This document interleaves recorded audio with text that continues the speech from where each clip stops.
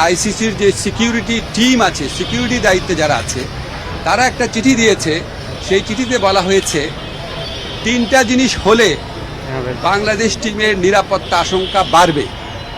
একটা হচ্ছে বাংলাদেশ টিমে যদি মুস্তাফিজ অন্তর্ভুক্ত হয়, দুই হচ্ছে বাংলাদেশ যে দলের যে সমর্থকরা আছে ওনারা যদি বাংলাদেশের জাতীয় যে জার্সি আছে, আমাদের ন্যাশনাল জার্সি আছে, এটা পরে যদি ঘোরাফেরা করে।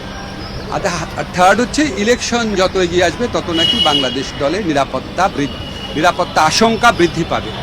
তো আইসিসি সিকিউরিটি টিমের এই বক্তব্য সন্দেহাতীতভাবে প্রমাণ করেছে যে ভারতে বাংলাদেশ ক্রিকেট টিমের টি-20 বিশ্বকাপ খেলার কোনো রকম পরিস্থিতি নাই।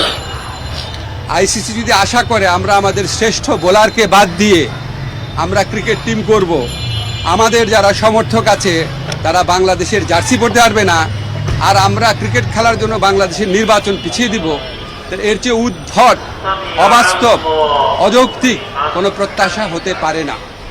আমরা মনে করি ভারতে যে উগ্র সাম্প্রদায়িক পরিস্থিতি বিরাজ করছে এবং বাংলাদেশ বিদ্বেষী যে পরিবেশ বিরাজ করছে, বিশেষ করে গত 16 মাস ধরে বাংলাদেশ বিদ্বেষী যে অব্যাহত ক্যাম্পেইন চলেছে, এটার প্রেক্ষিতে বাংলাদেশের পক্ষে ভারতে ক্রিকেট খেলা অসম্ভব ব্যাপারে পরিণত হয়েছে।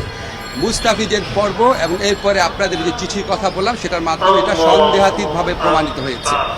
আমরা মনে করি ক্রিকেট খেলার উপর কারো কোনো মনোপলি থাকা উচিত না। বাজার ব্যবস্থাপনার ভিত্তিতে একটা খেলার সম্পূর্ণ বা একটা টুর্নামেন্টের ভাগ্য নির্ধারিত হতে পারে না। আইসিসি যদি সত্যি গ্লোবাল অর্গানাইজেশন হয়ে থাকে আর আইসিসি যদি ভারতের কথায় উঠে আর না বসে, তাহলে অবশ্যই আমাদের টি-20 বিশ্বকাপে খেলার সুযোগ শ্রীলঙ্কাতে দেওয়া উচিত। এই প্রশ্নে আমরা কোনো রকম নতি স্বীকার করব না। যদি আপনার কলকাতার থেকে চেঞ্জ করে অন্য ভেন্যুতে দেওয়া যায়, শ্রীলঙ্কায় দেওয়া যায়, কোনো সমস্যা না। আমি পত্রিকায় দেখলাম, আমি জানি না সত্যি নাকি মিথ্যা, পাকিস্তান নাকি আমাদের টুর্নামেন্টগুলো আয়োজন করার প্রস্তাব দিয়েছে। পাকিস্তানে করেন, কোনো সমস্যা নাই।